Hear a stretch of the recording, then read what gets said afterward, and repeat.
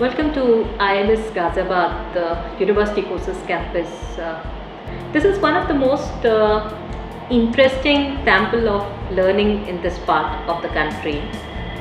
The institute runs BBA, BCA, BJMC, BSc in Biotechnology and Microbiology, MSc Biotechnology and Master of International Business program. No wonder our rankings in various surveys as number 1 to number 3 are a testimony to what the team IMS and the students do here.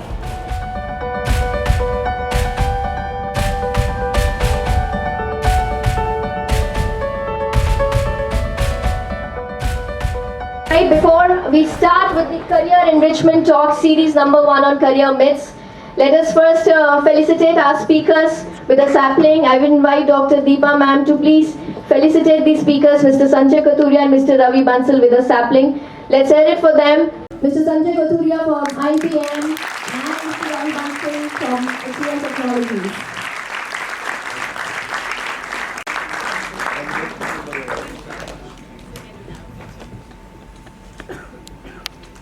A round of applause for him, ladies and gentlemen.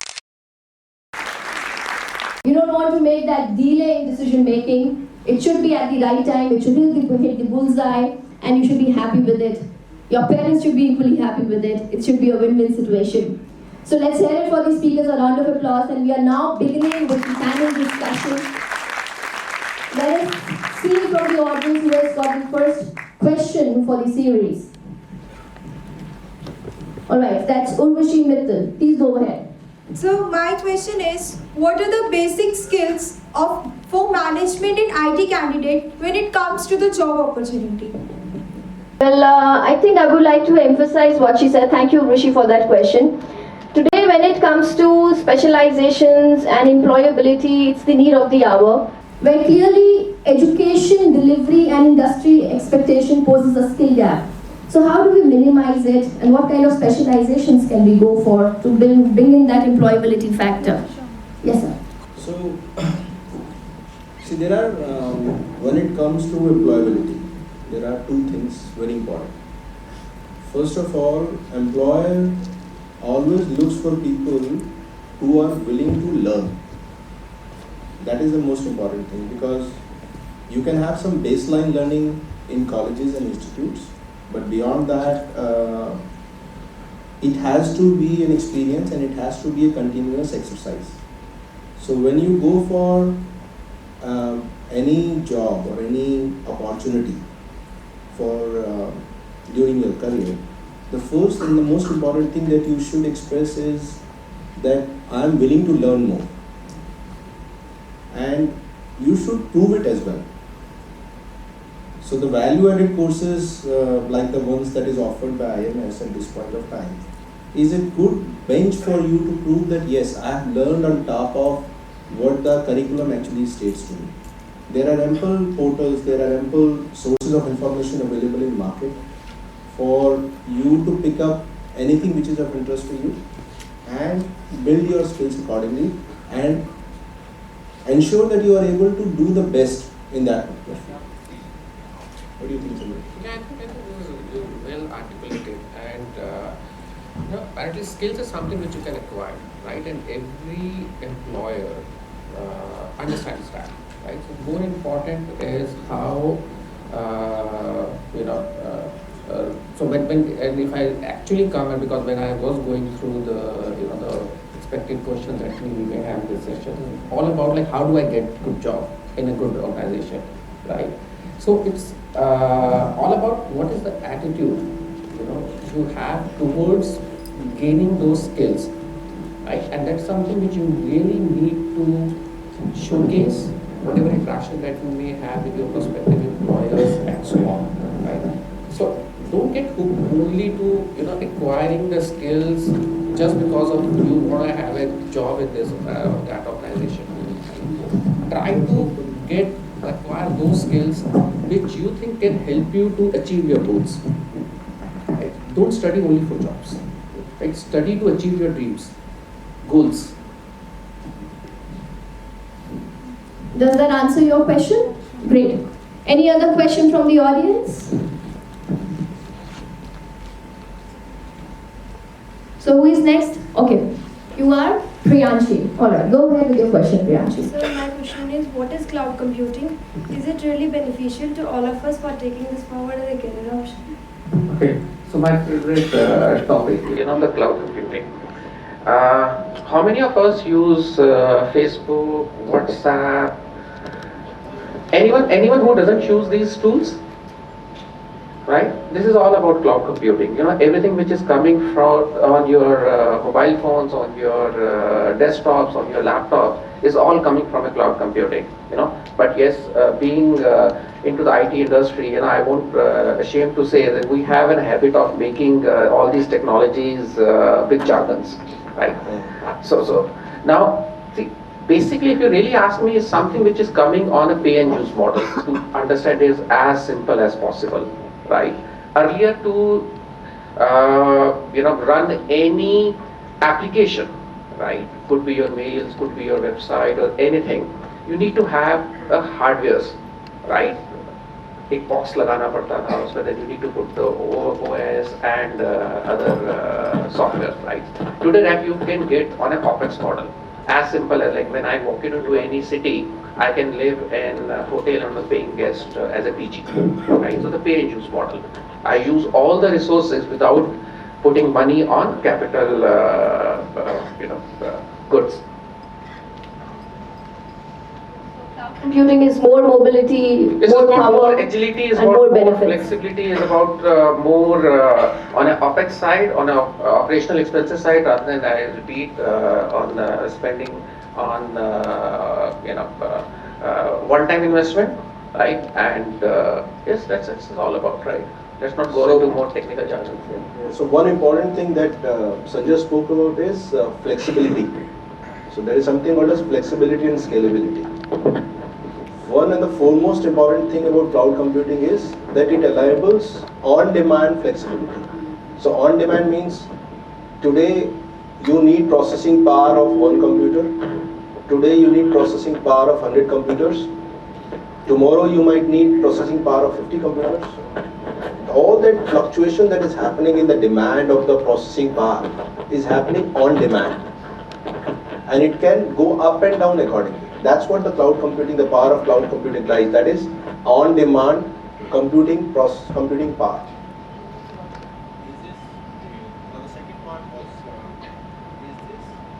Very much needed for your future. Like everybody said, Facebook and WhatsApp everybody is using.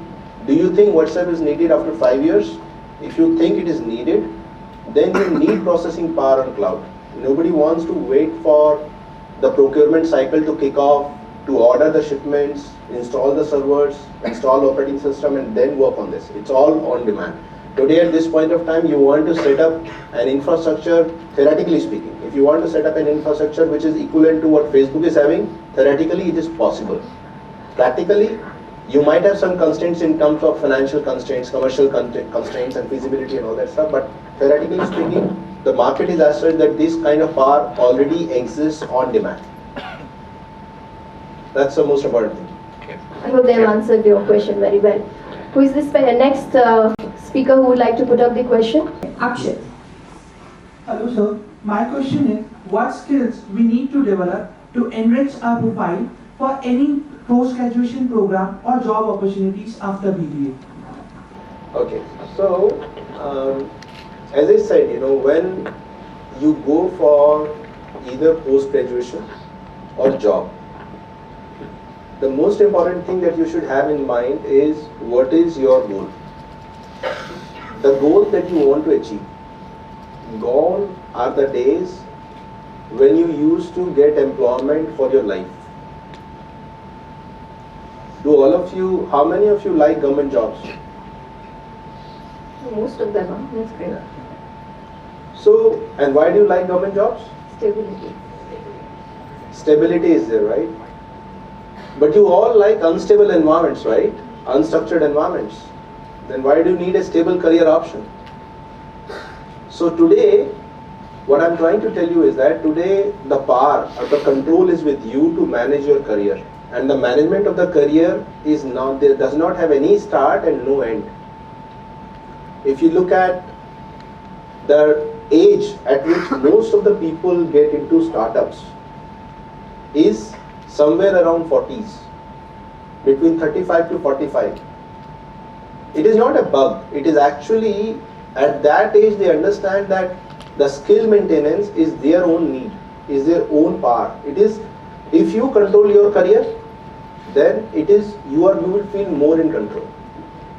If you are thinking of getting into a job just for the sake of stability, or just to ensure that I get married, or I should be able to get a home, I should be able to get a car, I should be able to get the prestige, those are the goals, those are the byproducts, those are not the goals that you should aim for. So the skills that you need to get into a job or for a postgraduate program is your ability to learn new things with a focus on your goal. The goal, everybody says you should have SMART goals, right?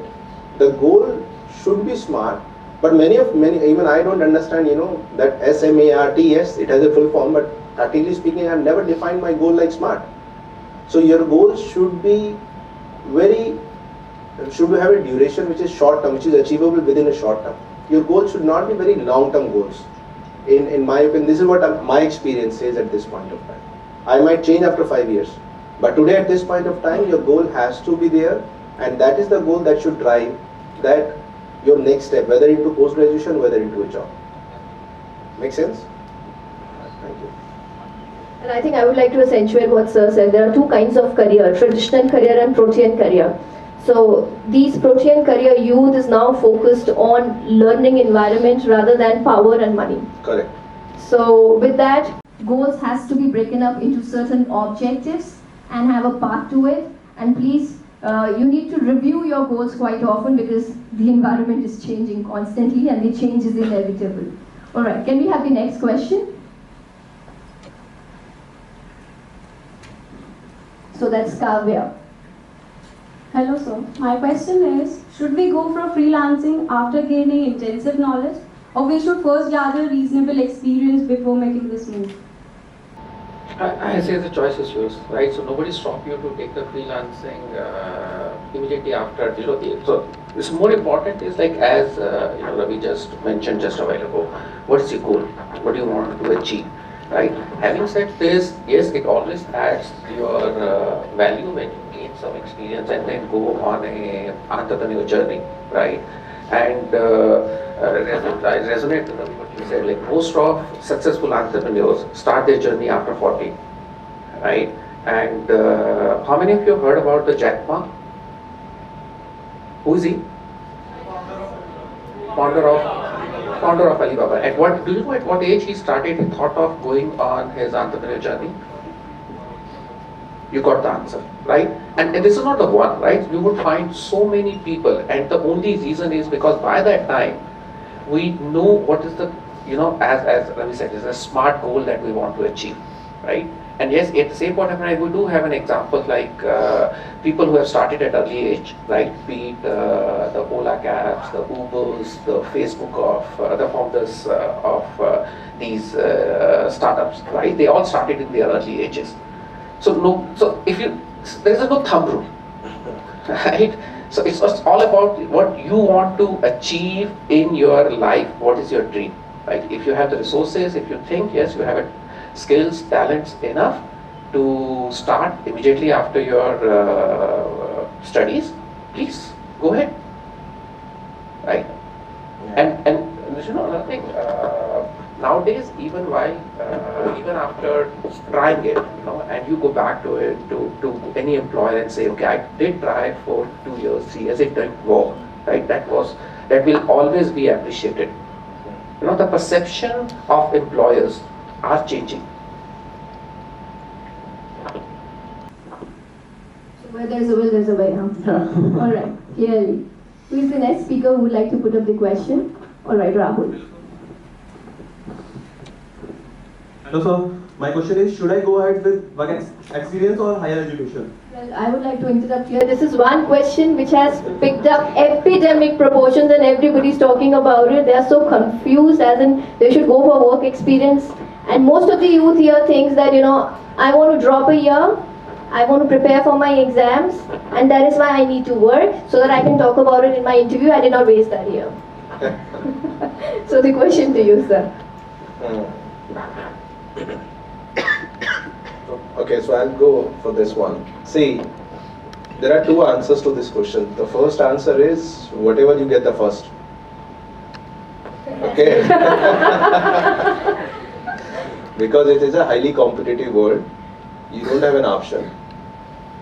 But if post-graduation, whatever you are doing, if you think is really going to help in achieving your goals, then go for it. So the only thing that has no age, if you can think of, is being an entrepreneur. You can be an entrepreneur at the age of 5 as well, if you start liking or disliking YouTube videos, right? So the point here is, what is the thing that you have in hand and where do you want to go is all is going to decide. So for example, you are doing a BBA course, and I was talking to her about, what's next after BBA course? What do you do after BBA course? So the answer came up that you can be a customer executive, you can go into a domain specialist, you can be a business analyst, right? Those kinds of things actually popped up. So the thing is, if you get an opportunity to live these roles, go for it. Because no experience can be better than living in the practical world. In the practical world, in the practical, real practical, I am telling you, 1 + 1 is not even 11 or not 2. It is what customer wants to hear and what customer is looking for. So real world experience has no comparison. But if you really want to do a post-graduation, and if you get an admission into post-graduation in a better college, and the reason why I'm saying a better college is, this college differentiation of better and not better is something which is part and parcel of our life, which helps you to make an entry into your next step. That's the only thing which it helps you. It doesn't help you longer in your professional career as such. So you can have management graduates, IIM management graduates who are just senior managers and project managers or project leads working in bigger organizations, and you can have a postgraduate who is actually leading this entire organization, one entire organization. So to answer your question, whatever you get first, go for it, but my preference has always been the experience. Go for better experience. Go for whatever is helping you to achieve your goal faster. Yes, Bhavya, go ahead.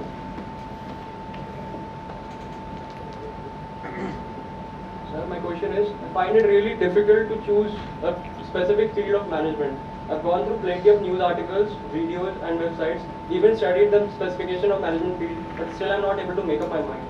I think Bhavya looks confused with that square box, round pizza and triangular slice. Yeah. Okay. So Bhavya, my question to you, what do you want to do in your life? Leave management, leave marketing, these all are the jargons, right? What do you want to do? The main goal is to get empowered, get good education. That's it. Get education, and after education? Then I find my way out. Okay, so then why you're worrying about which management course do you need to adopt? So just pick anything, any subject which you like, which you think you can make best out of it, right? Just to state, can I? Please. My interest is equally in marketing and finance. So that's the dilemma. Which one should I choose? Both are equally good if you really ask me, right? So marketing, confusing me even more. so see, marketing can't work without finance and the other way around, right? So it's all about what you want to do it, right? I cannot say sitting out here the marketing is good or the finance is good, right? But yes, it's something which I need to introspect, right? What I can do, in which field I can do best, right? And sometimes if you don't able to decide, right, go to your faculty.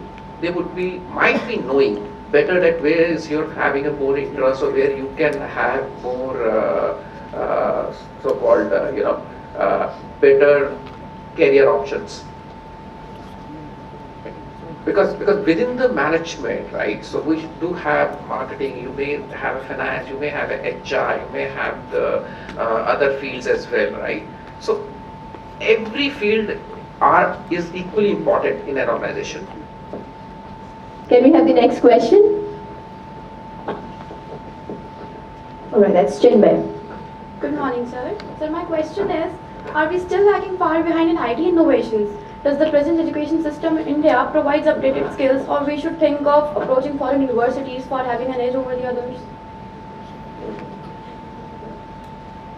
Should I take, or do you want me to start? So, I don't agree to that. Yes, we can always blame on our education system, right? And this being we are doing since ages, right? So since I have started studying, so we are claiming on the same. IT innovation, it's happening, right?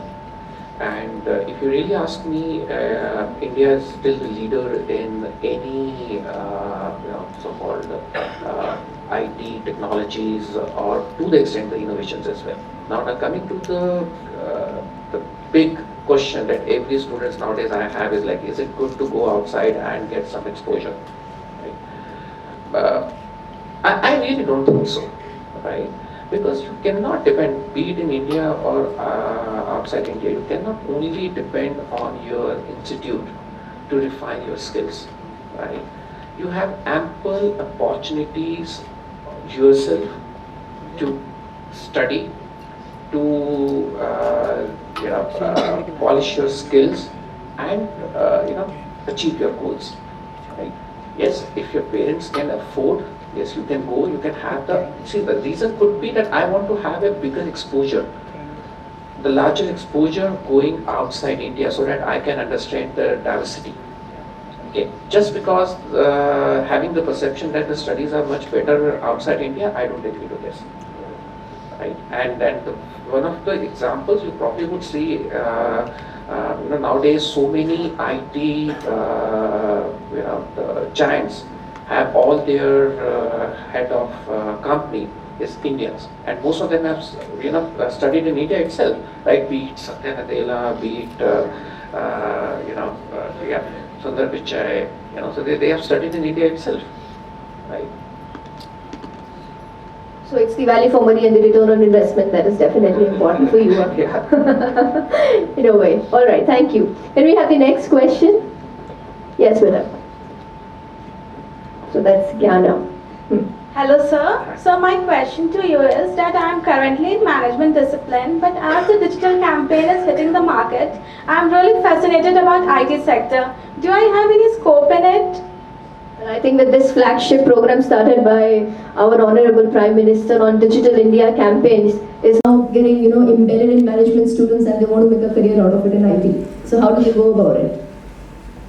Yes, we have been seeing from our PM that there has been thrust on the digital campaign, right? So digital campaign is not only about IT, right? So you have behind the digital campaign, there's a lot of work goes in the processes and enabling the ecosystem, right? And be it marketing, be it any other vertical in an organization or the IT. IT is basically a delivery shop. Right, so there is a project management team behind to it. There is a process team. There is an operational team behind this digital, so-called digitization world that we are getting into it. Right. So yes, we are seeing good opportunities in this field, but not necessarily only in IT service delivery.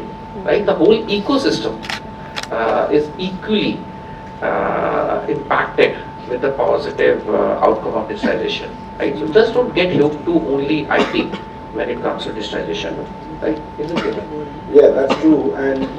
But if your question is more towards that, if is IT mandatory for me when it comes to marketing management, the answer is 100% yes.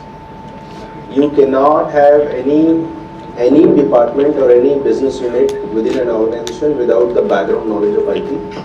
And marketing is heavily putting his dollars, his rupees into digital marketing.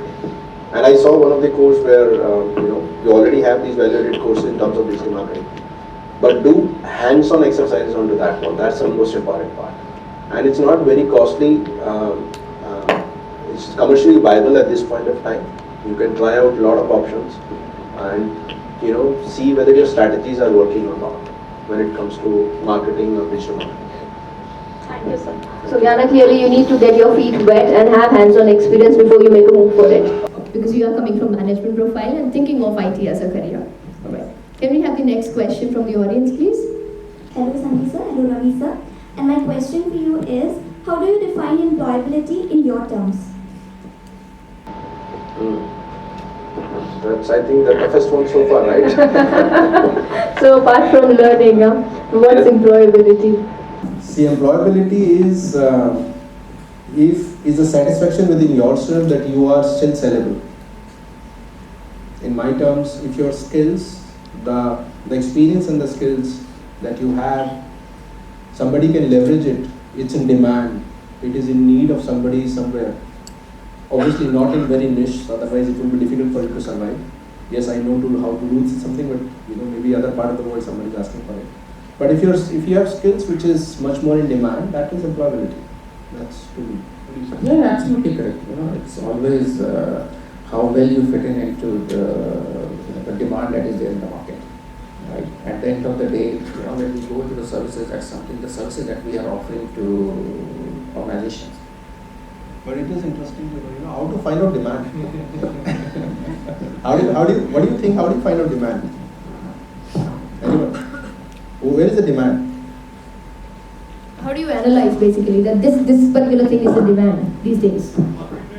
Market? Anything in land. Market trends. Yeah, who gives you market trends? Yeah, who gives you market trends? Users, customer reviews and their needs. Yeah, you're a management guy, give me a simple answer. How do you do it? Market trend is basically how the customer or the masses are moving towards. Right. But how do you get those market trends? Surveys. Not. It's a very difficult thing. Do you do surveys? No. Okay, no. So what do you do? Okay, the easiest thing is look at the CVs of the professionals. The CV of the professional will have a depiction of what experience he is carrying and what kind of work he or she has done in his life. Whatever he or she has done in his life, is it matching to what you are doing right now? That will tell you whether it is in demand or not. Other way to look at is, you go to these job portals and look at what kind of people companies are hiring. Look at their job descriptions. So you don't look at 10. If you look at any IBM or HCL's job description, it will be a 10-pager thing, right? 1-pager, 2-pager. Out of that, almost 80% of the things, even the employer or the employee doesn't know what he is supposed to do. But look at the core, which is in demand. So most of the people think that when it comes to IT, it is the programming language which makes sense. But when you go to the real life, it is not the programming language only. It is actually the programming language plus your communication skills, plus your analytical bent of mind in understanding the requirement, which actually plays a heavy role besides the skill that you are carrying. So it's very important to look at the demand, and the reason and the way to look at the demand because of this digital being into your life is very easy. That is why this digital has to be leveraged when you are defining your career, when you are defining your goals, when you are defining your courses, your next steps in your life. This is how I think. Completely resonates. Thank you, sir. So basically CV can act as a blueprint for you. Alright. Next question. Yes, Shreya. Hello sir, my question is, should we choose a job that is based on our skills or rather grab an opportunity that is prevailing in the present? So follow your heart or follow the trend, huh? Yes. Okay. So if you really ask me your skills, right? So don't just grab it just for the sake of it, right? If you can afford to do so. Sometimes dynamics, varies person to person, right? If you're in a dire need of an opportunity, you may have to sometimes compromise, right? But never be afraid of getting failed. Because as I said earlier as well, right? So it's good to get failed rather than trying it, right? So, but you should follow your skills, right? That probably would help you to accelerate amongst your peers and your colleagues. So only dead fish goes with the flow, basically, right? Okay. Can we have the next question? Yes, Arjun. A very good morning, sir. Sir, as we all know that digitalization is at its peak nowadays. So, as a basic user in this digital services, so what are the basic cyber knowledge that we need to have? I think in Narendra Modi, in one of his speeches, he said that he wishes to see India where cyber security is an integral part of national security. So how do we deal with that? What's the basic set of knowledge that we need to have when we are accessing those tools? So this could be my personal belief, but in my opinion, everybody in the organization should be aware of 4 important things. First thing is how to use your emails or whatever communication mode your organization allows. So email is not the only mode of communication nowadays organizations are allowing. They are very much allowing social platforms, the likes of Facebook within the organization. So first thing is that you should know how to use these platforms. Second thing is you should be well versed with the InfoSec policy of your organization. Every good organization have an InfoSec policy that you should be aware of how to perform that. And the third thing is there is a nowadays it is very important that you should know at least about some basics about internet in terms of, to an extent, not only about the terms like URL and the website and the forms and the server, but also about something about cookies, how the data is stored, what is JavaScript, those kinds of basic things, is everybody should be aware of. What is the computer architecture that, how the software is architectured, not to that level, but at a very high level. In my opinion, everybody should be knowing if this much is happening. If you are into a retail company, maybe that knowledge is not required, by a marketer or by somebody, but at least if you are aware of it, that will help you to take a lot of decisions when it comes in the procurement cycle or anywhere. And the fourth thing that you should be aware of is that the first thing that I said in the first question, learn. Learn about new technologies. It's important. For example, nowadays there is a concept of blockchain. Nowadays there is a concept of face recognition. Do read about all these things. That's every employer will be getting a lot of benefits out of that. It will help you in doing a lot of your daily stuff. It will help you to innovate. It will help you to stand out in your team discussions. So those are the things that I think which are very much required. What do you say? Just completely agree. The certain things which has now been taken as when we hire within the organization is basics, right? So just to add on what Ravi said, to give you an example, I believe all of you work on Excel sheets, right? Now on the Excel sheet is what is like you all know how to use the number crunching and everything, but just try to get some advanced knowledge as well, right? How to do the pivot charts, how to make graphs, how can you use analytic skills through these tools, right? No organization would ever make you learn that, because that's something we understand that that should be the basics, right? So start applying your analytic skills through these tools. Right? And you don't need any courses to achieve that. Just go on a help site, do Google, and you can learn on your own. So get your basics right now. Alright. The next question, anybody from the audience? Yes. So what kind of project or internship should we go for to survive the squeeze? To survive what? The squeeze. What squeeze? Complicated. So whatever you want to do as a next step. So let's say you want to get into programming, mobile app development, cloud computing, data analytics, any sort of IM, artificial intelligence development, you should go for internship in that. Internship is the right platform for you to do hands-on or to learn what you are actually going to use in your real life, at least for the next 1 year, next 2 years. So whatever you are going to do for at least next 2 years, 3 years, that is what you should go for internship. You should not go for internship just because you are getting an internship. That's how I think. Unless Thank you.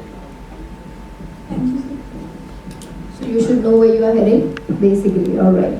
Next. So my question is, what are the new technological advancements which are still being in curtains? So what's the technology of tomorrow? So there are many technologies which are right now in the workshops. There are 2 or 3 ones which I am very much fascinated of. First thing is blockchain. So whatever you have heard about Bitcoin, Bitcoin is just one use case of blockchain. Blockchain is still under the curtains because of insecurity or because of the complexity involved in implementing it. But this is something which is going to be the future, at least I can see from now, at least for next 10 years, blockchain is definitely going to be there. Second technology which is very much happening, which is very much going to be real by 2022, that you can see definitely on Indian roads as well, is automation in automobile industry. Automated cars and trucks, which is where a lot of research, lot of crunching is happening at this point of time. And almost every automobile company is involved in doing this particular part very seriously. They might be doing it 5 years back as a guinea pig, but now it is actually in their business. And the third thing which I am seeing, which is very much going to be in life, is you must have seen those videos where the guy actually walks into a store and comes out without even touching anything as far as payment kiosk goes. That is what is going to be the reality very soon. So face recognition based payment mechanism is what I can think of. Yeah, completely agree, and maybe I can add there's a cognitive computing. Cognitive computing is which is artificial intelligence, right? On a layman, replacing human being, right? So that is getting into commercialization now, right? The studies have been there since last decade, but now we actually see use case scenarios, right? And if I say like IBM itself is investing and launch use case scenarios towards health science, right? And the first is oncology, wherein today doctor can access to information, using artificial intelligence within his cabin around the world, right? The doctor within few minutes can read the millions of papers available worldwide. So that's something is another area where a lot of investments are going, in innovation. In fact, if you just Google this trend of the top technical trends, MIT will give you around 10-20 trends, which is very much in the making. And previously the acceptance period from the MIT lab into the commercial world was something around 6 to 7 years, or maybe up to 10 years. But now it is almost around 2 years, 3 years. Within whatever is being developed there, gets into production somewhere, into commercial operation somewhere. And it is normal, now you can even in, you must be doing a lot of browsing, right, or the online purchase or any interaction through internet. So most of websites today, when they run the web chat, is not backed by any human. It's all artificial intelligence, all computer based, right? While you can in real time ask the questions and you would find answer, this is all coming from computer, right? So which is, technical terms is known as a chatbot. Right? So start getting yourself, and this is something is not rocket science, right? You experience it day in, day out, right? Could be while you're purchasing on Amazon, you would see the the windows popping up and pushing this product, that product. You could answer or ask questions, and they are all answered by computer itself. Most of the time, you won't find anyone sitting behind those chats. Start yourself custom with these new technologies, at least the basics. For that, you don't need to have any programming knowledge or any technical knowledge. These are, going forward would be considered as basic knowledge. It should be like ABC of IT. Yeah. So the moment you are... And I think Facebook, Google and IBM, they're spending a lot on this already. So you should know the basic trends, at least the top 20, if you want to know the technology of tomorrow. So can we have the next question from the audience? All right. Good morning, sir. Sir, I just want to ask one question from you. Sir, should we directly invest into or jump into a startup venture, or we should hold our horses for gaining expertise into a particular field? I think startups are just like a walk in the park, and that's a Jurassic Park. So you don't know whether you're crawling, walking or running. So how do we go over it? I think we already answered this question. So you want to start your own startup or you want to join startup? Own startup. Or you want to fund a startup? Right. You want to start your own. Yeah, I think I just answered this a while ago. So, I said it cannot be a silver bullet for this, right? Had anyone in this industry know it, right, they would have launched or patented the formula of success, right? And would have earned $1 billion in having the royalty from that. So now, jokes aside, it again depends. One, can you afford to take risk at this point of time, right? If you can't, then because I saw a while ago that a lot of people raise their hand when on the government job or the stability, right? So there's no wrong or right out here, right? It all depends, if you can, then yes, you should, right? But you think, no, you need to start more stable, and then you can't take a risk, and you can't, or you're afraid of failures. Yes, you can take the other route as well, right? So I don't see anything wrong in doing either. So the ability to take risk, that's very important for you. Yeah. All right. So Thank you. So just to add to what Sanjay said and Priyanka said, see, the formula that my experience tells me is, if the number of unknowns is too high as compared to number of knowns, then you go into a job rather than doing a startup.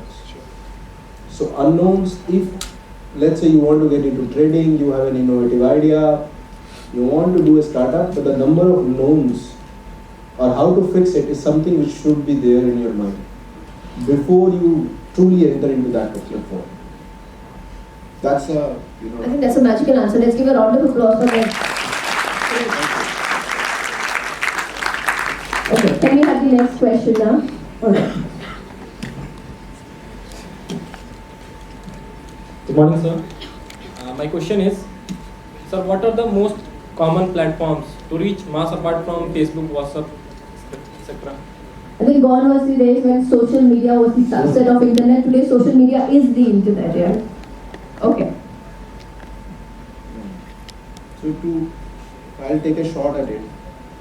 See, the thing which is very much popular nowadays is push notifications. You go to any site, they ask you a pop-up, right? That whether you would wish to receive notifications from this website. This is becoming very popular. And the second thing which is becoming very popular is these aggregators of news. So how many of you have heard Flipboard? Flipboard? No? It's a news aggregator, it's an app. So you just install Flipboard on your mobile app and it will give you a lot of news around the interest areas that you have. It could be from digital marketing, it could be from management, it could be from as small or as big, whatever you can think of. Articles from around the corners of the world and latest ones. So these news aggregators are becoming very popular when it comes to advertisements, when it comes to reaching out to masses. So these are the two areas which I am very much familiar with. Otherwise, So reaching out to masses, you can use any platform.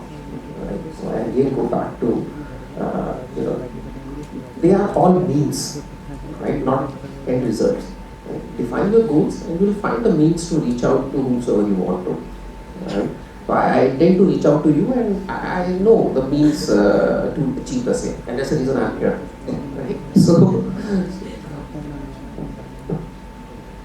Thank you. Can we have the next question, please? Yes, go ahead. Hello, sir. My question is, as I am a student of BCA, I have a doubt which one is beneficial for me, web designing or web development? So are you asking what is the better trend or what you should go for? What are your skills in? So you are equivalent in both these skills. Okay. So if you look at the payment, UI expert is being paid heavily. It's a niche area. Web designing is all UI conceptualization. Web designing, if it is just HTML development, I will say, then it is a vanilla skill. It is actually part of web development. But if it is user experience definition, If you want to define how the interface should look like, if you want to define whether this particular pop-up box will come here or here, if you can do that kind of research, that is where a lot of money lies. Web development is pure development, hardcore development, where you should need to know what user experience guy has designed and you need to develop it. So it's equally nowadays in demand. Moreover, I see web designing as a more of a creative job, right? If you think, yes, you are creative, right? So again, the web designing is a tool to implement your ideas and thoughts, right? So again, go back to your, see yourself in mirror and ask yourself, where are you good at, right? So if you think you are creative, yes, there is no limit. So if you are creative, you can think of web designing as your career option, yeah? Because all these tools, HTML, these are just, implementing your ideas. Correct. Alright, can we have the next question from the audience? Yes, SHAINA? Hello, sir. So my question is, as at present, the artificial intelligence is at boom. If I opt for it, will my future be stable? Or if this profession is stable, is this profession? Artificial intelligence. That's the technology of tomorrow, we already discussed that. So obviously... Wish I could predict future, right?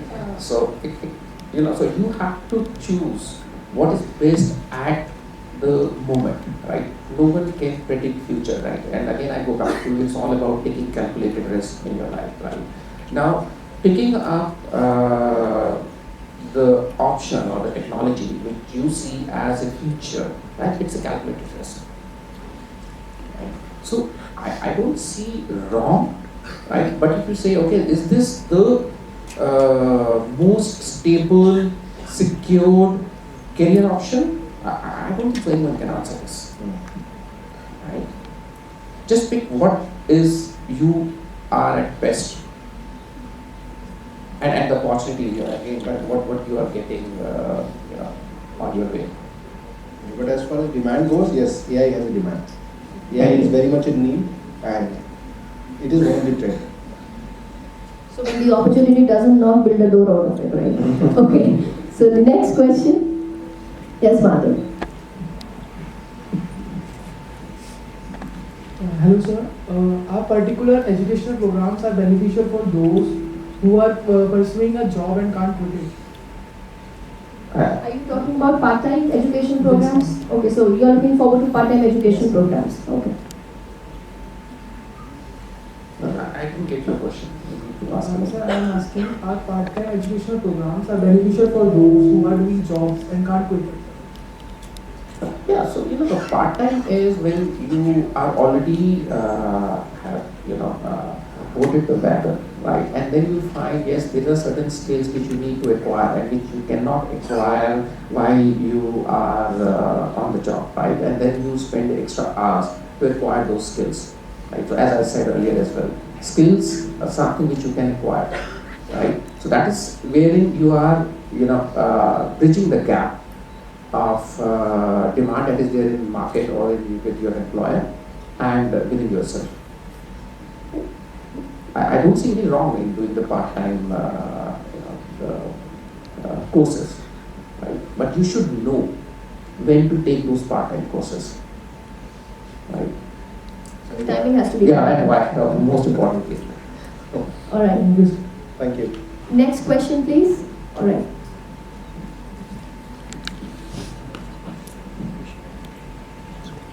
Hello, sir.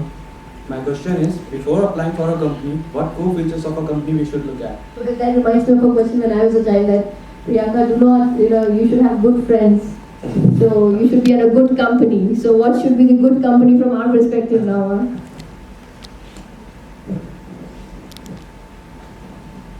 So, let me be candid. Are we in an ecosystem where we can demand? That's the reality. So you may or may not like it. Right? Then secondly, again it depends. So there is a different perception. Someone would like to start a career with brand, right? I've seen so many students joining the call centers and other I would say, non-intelligent jobs just because they want to have brand with them, right? I may or may not be right? I am not here to judge anyone. Right?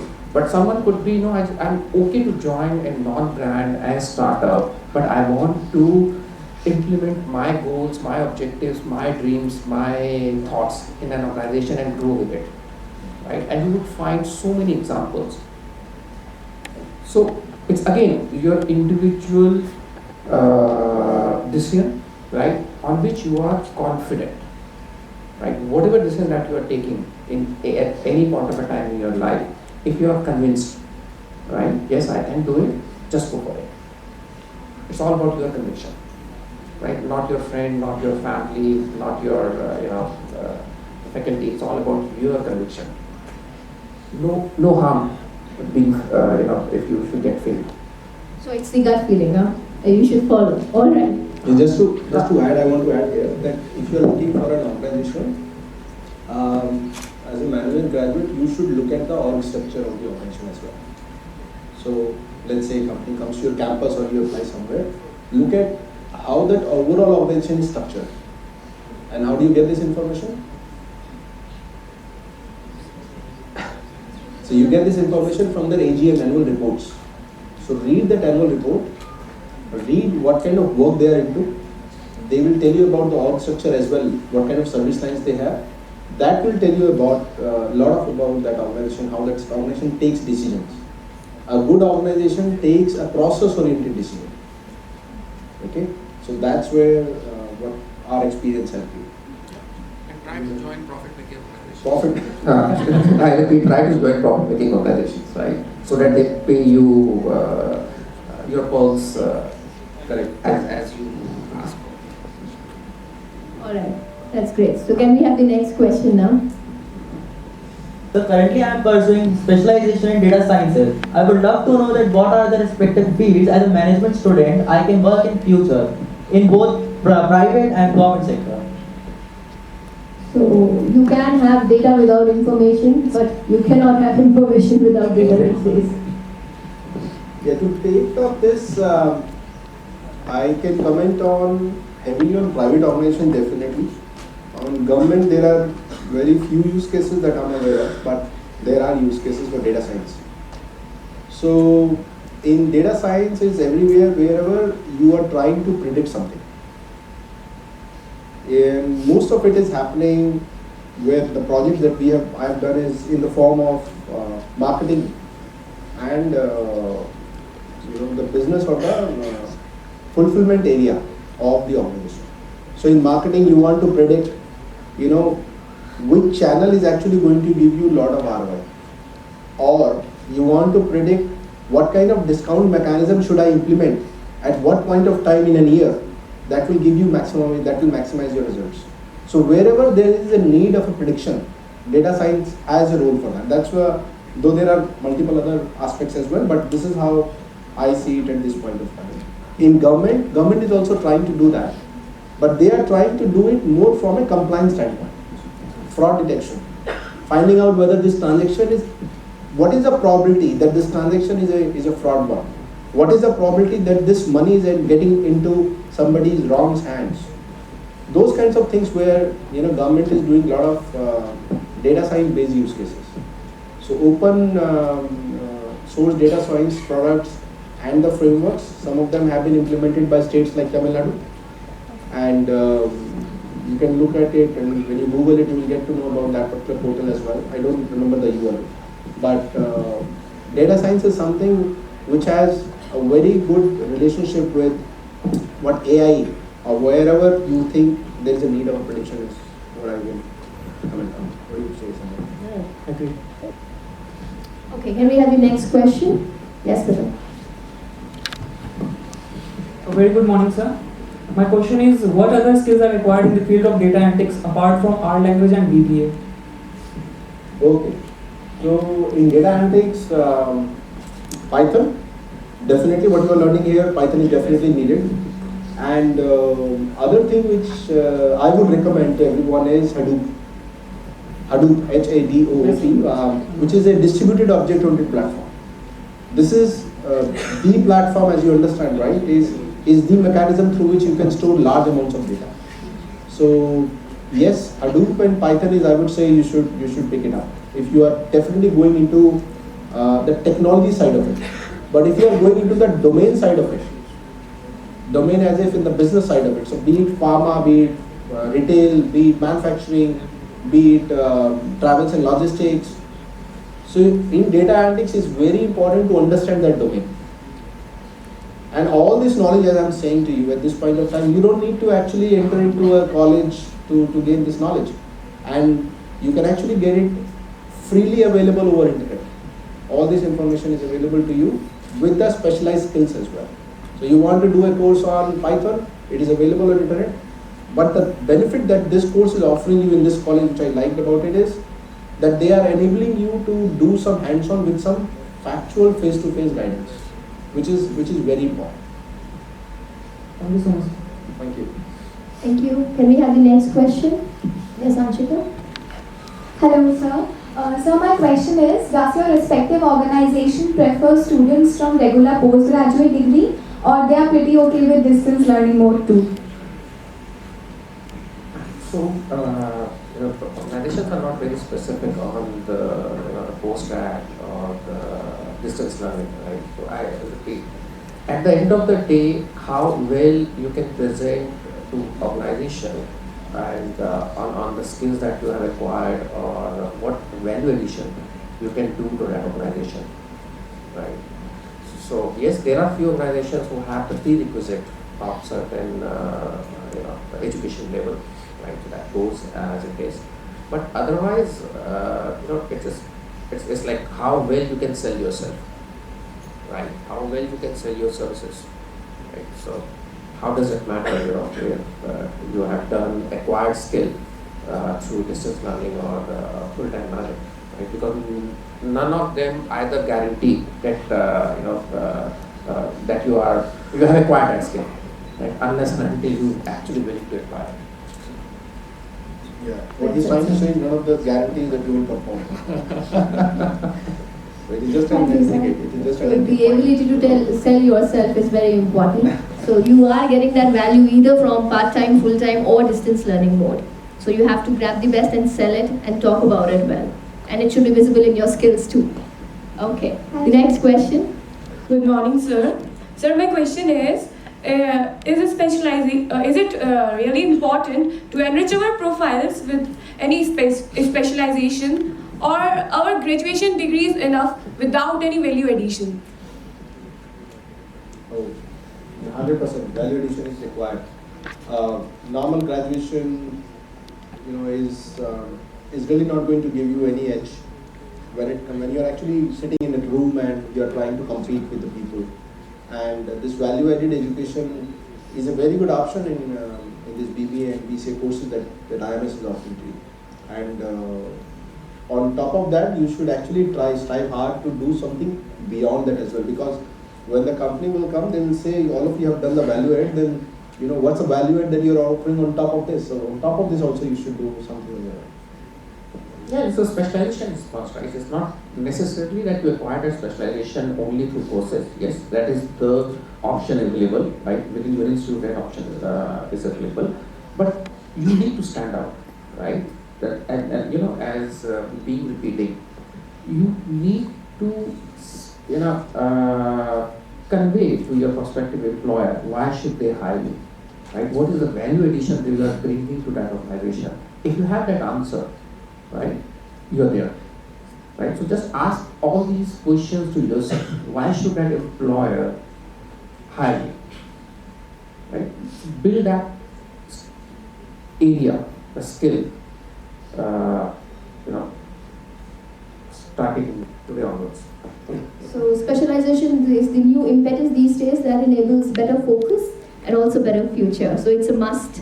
All right. In competitive organization, just to add, organization doesn't need crowd, right? So we are in a competitive environment. The environment is getting tough and tough as we move on. So specialized skills does have requirement. So USP does matter, huh? What's your unique selling proposition out there? All right. The next question from the audience. Good morning, sir. Sir, my question is, if we tend to aim leadership position in an organization like yours, so is it necessary to have a educational background related to management profiles? You have to be relative on this matter. No, that's jokes apart, So what leadership position at this age? No, sir, not this age, but in future. In future, yeah. Are you in BCA? Yes. And that's why she's putting that question.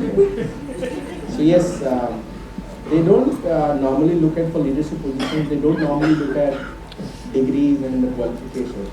The only thing that they look at is how passionate this person is in driving the growth that we're looking at. So let's say IBM wishes to grow 50% year on year. So is this person will be putting his heart and soul and has the tactics and understands the business so well that he can grow it. That's the only thing that they look at.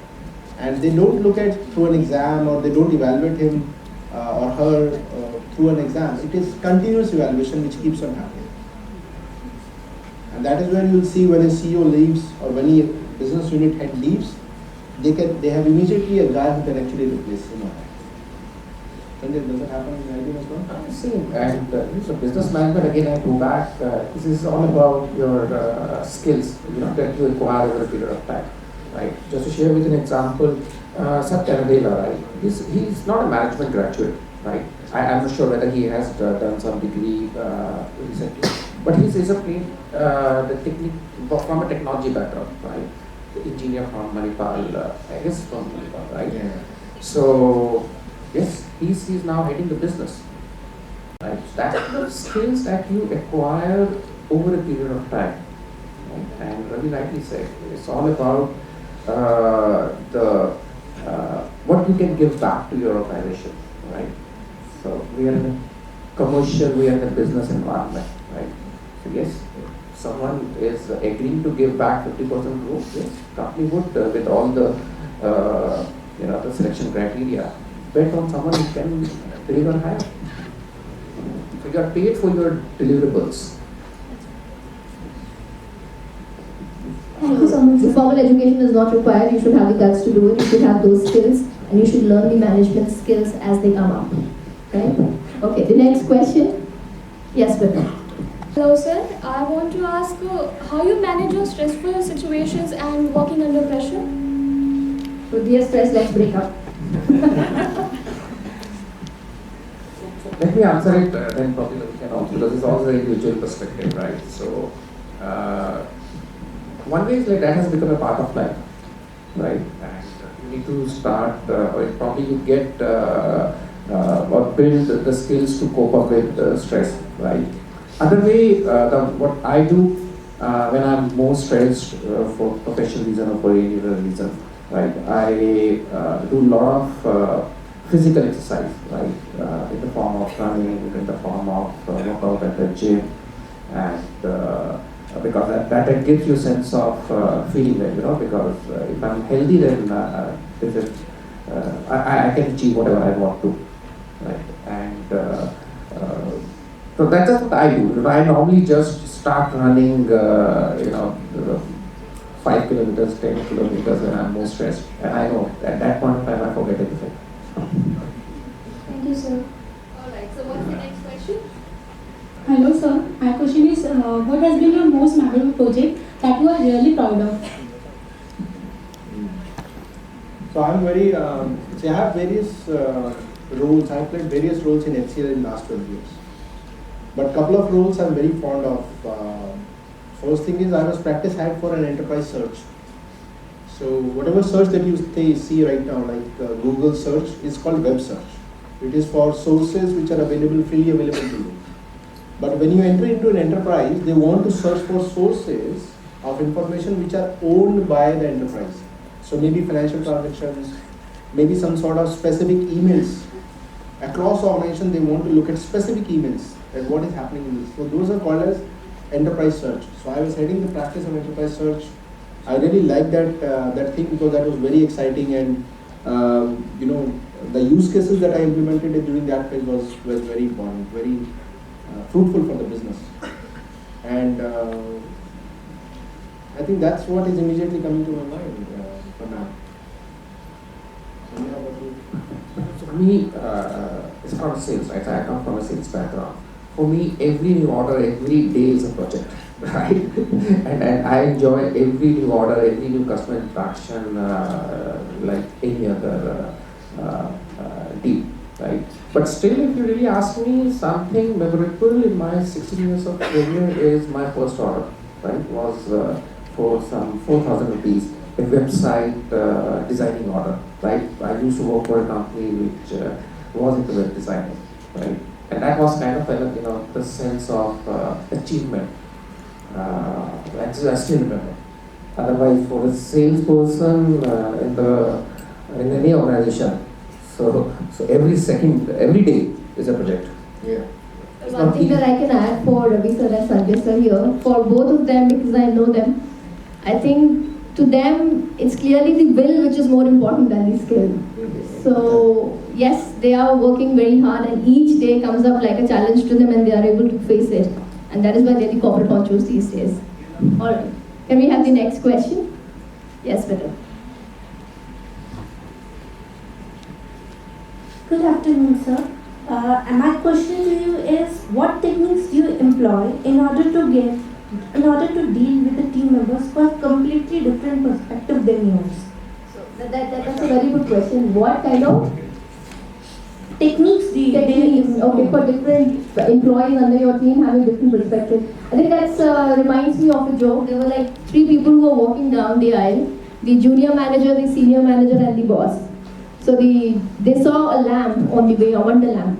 So 3 of them started loving it, and the genie appeared all of a sudden.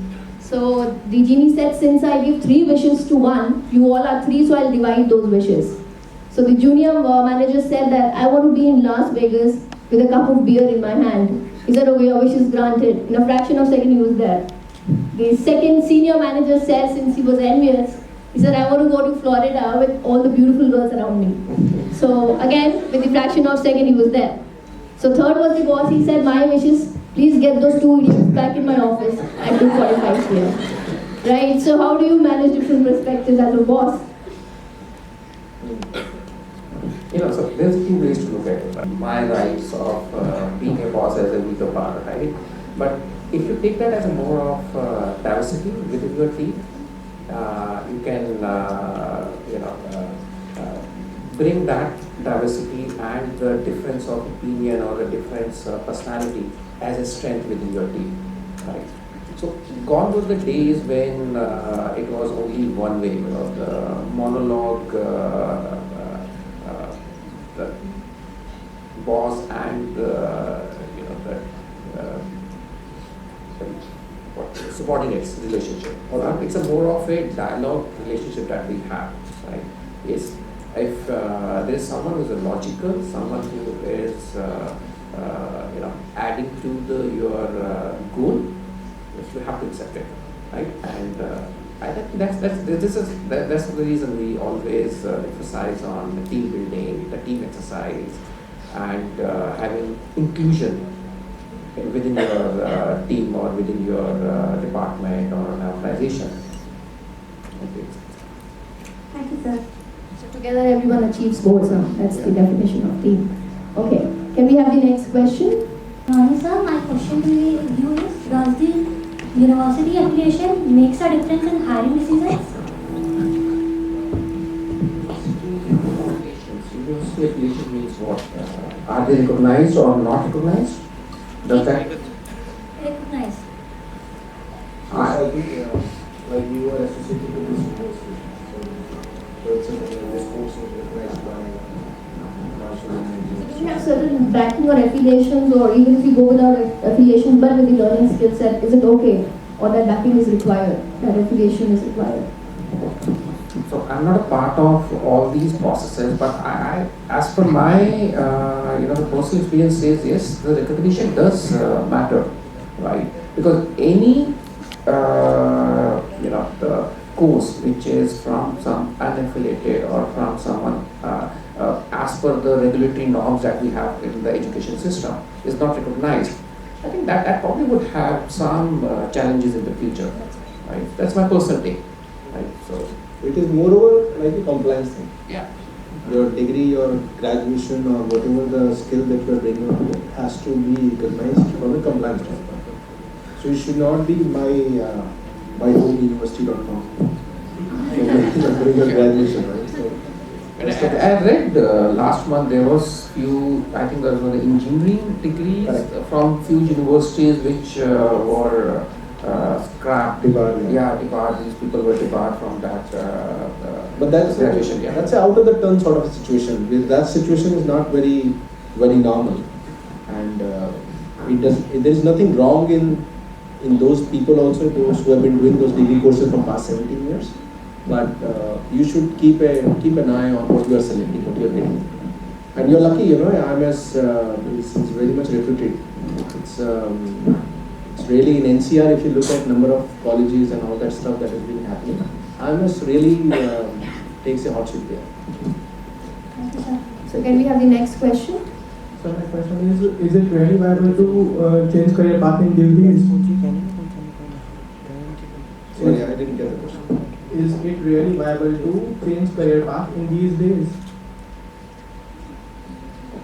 So if it is the matter of viability, so I'll answer it in two parts. It's important that you should be sellable, your skill should be sellable. If you think you are in an area where, let's say for example, you are into mechanical job, right? And you are onto the assembly line, and you are looking after the production, and you think that the production is not something which is going in this geography or in this area which is not much in demand, it becomes important for you to change your career path. You should not change your career path for money. Do not, that's a bottom line that you should focus on. Do not change your career path for money just because my uncle's daughter or son is in US because of IT. Let me go to IT. No, don't do that. You do IT because that is where your heart lies, your skill lies, your passion lies. Follow your passion because, in a nutshell, follow your passion because there is no guarantee of stability. There is going to be a lot of stress if you are in an area where you are not liking it.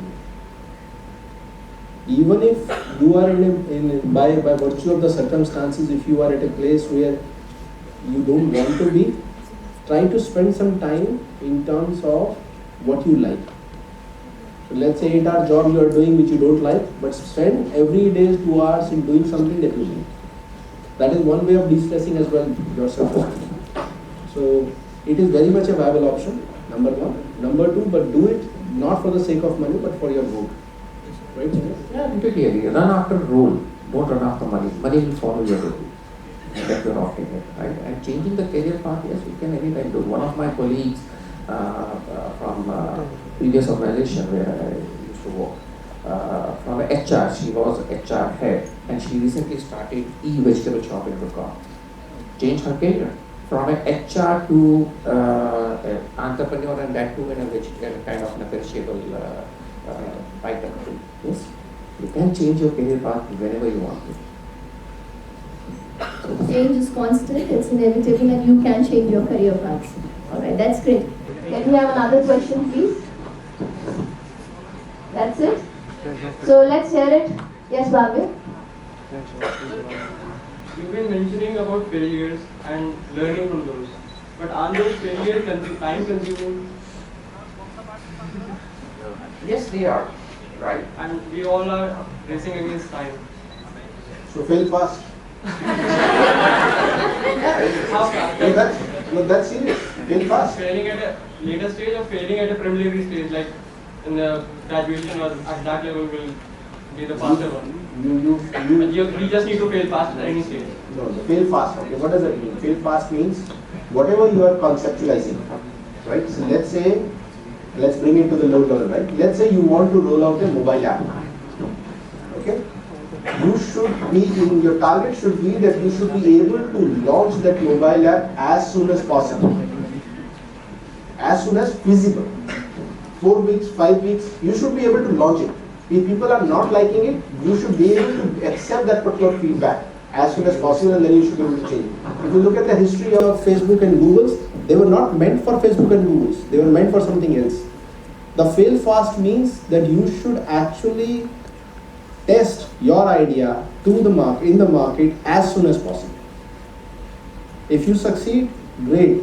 That gives you an opportunity to move forward. If you fail, it gives you an opportunity to improve. But it is not, there is nothing like if you fail while in student life or if you fail at the age of 40, which one is more beneficial? If you look at it from this point of view, definitely the longer time you will spend in being with your idea and fail later on, it's going to cost you much more. A project that fails in the user acceptance testing costs a lot as compared to a project which fails in the unit testing, in the entire SDLC. So that's where, that's what the mantra is. So just So the other option, if you fear getting failed, then you will not do anything. What's the other option you have? No. The thing which I fear is wasting of time, wastage of time. That's the thing that worries me. So you don't work for getting, failed. You're not aspiring to get failed, right? You're aspiring for a success. Yeah. The message which me and Ravi cascaded was, if you fail, you learn out of it, right? But don't take us wrong that we came here and we told you aim to fail, aim to success. That's the mantra, right? So trust your karma and keep charging. I have one question, and it's okay. Thank you so much, Mr. Sanjay and Mr. Ravi, for this wonderful session. I want to ask one thing, that when your organization is ready to recruit people from outside, basically freshers, what skill set do you look for apart from the technical part? So I can talk about HCL for sure. See, when we look at freshers, the only thing that we look at is their willingness and ability to learn new things. That is the basic skill that we look at. Freshers, if we are talking about. Second thing that we look at is, if we are doing fresher recruitment for a very specific project or very specific domain, then the base skills which are required for that particular thing is that fitting into the scenario. For example, if we take SMTs or MTs, the management trainees and senior management trainees, do they understand what business is all about? Because what an IT business looks like. In the IT business, what is the differentiation between a business analyst, analysis which is required the business knowledge, as compared to the analysis which is required for a technical skill. So those are the basic skills that we look at. There are no hard boundaries around it, and we encourage freshers as well to decide their own careers within the organization. So we have a very smooth process for doing that, which is a career development path that we call it, CDP. And it is mandatory for everyone to choose a CDP. So today you are in, and I'm happy to say, we have freshers who have become CEO of our company. Mr. Vineet Nair, he was just a SMT that he joined in 90s as an organization. And when he goes out in the organization around 2011-12, he was the CEO. So we encourage, we don't look at people from their experience, we don't look at people from their skills. We look at people especially from their ability to fulfill the need and their ability and willingness to take the risk. How about IBM? It's the same. Most of organizations now, the recruitment patterns and the methodologies are changing. It's transforming. So IBM has a program of early professional hires, right? So wherein fresh graduates comes from colleges and join IBM, and they are put into various. So rather they've been put into nothing for 1 year, right? They've been told to just go and ideate, right? Start looking out what best you, which area you can best deliver it, right? And after 6 months, come back. That's the area where you can deliver it, right? It has both the the flip side and the positive sides as well. But yes, that's where the organizations are moving towards, right? I remember in my previous organization, right? So I was in Microsoft. So Satya Nadella came first time to India, and I was part of that all hands call that he did. And one of the fresher, right, asked, Sir, what do you expect us to deliver? We are a fresher. We just came 3 months back from our institute, right? And we hardly know about this world. And the only answer what he gave is just ideate, right? Ideate. That's it. That's what the expectation from freshers. Come up with new ideas. Because we are not biased. Right? We are biased. Working in this industry from last 16 years, I can think only in a particular direction, right? So you can think unbiased, with no legacy, right? So, and that will stand you out in this competitive world. Thank you so much. Thank you. I think with that note, I would just like to say and accentuate in the end of the program that broken crayons still color. So you should be flexible about your goals but stubborn about it. And be yourself, a better self than before. And in the end, I would just like to say, life begins at the end of your comfort zone. So with that, a round of applause to the panelists here, Mr. Sanjay and Mr. Ravi. We hope to see them again soon in campus and great sessions ahead. Thanks a lot. So let's give a round of applause to the panelists, a round of applause to all the speakers here. And thanks a lot for the patient audience. And speakers, thanks a lot for your valuable questions. Thanks to everyone, because it's not only that we impart our knowledge to you, it's like other way around as well, right? So I gain a lot from these interactions, right? So thanks once again to everyone out here, and I wish you all a successful career ahead, right? And we'll, right, okay, thank you, bye. Thank you so much. Thanks a lot. Thank you. Bravo, DJ, bravo, DJ.